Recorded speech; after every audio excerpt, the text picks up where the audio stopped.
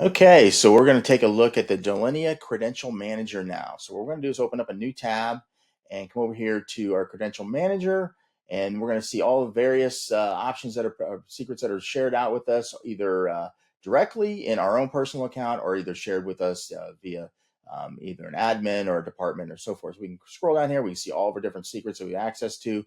We can have favorites. We can have recent secrets that we've accessed. We can have most used. Then what we do is we come in here and we simply can click on a particular secret and then come over here and then launch out. We can either copy that URL or we can launch into the particular secret. So what we're going to do, we can see all of our various options here, and then we can then click the rocket here, the nice rocket ship, and launch into our site. And we go right in there, passes the credentials right in there, and we have our session. So again, we can see that this session is being recorded, and that's provided by the extension itself. So thank you for watching.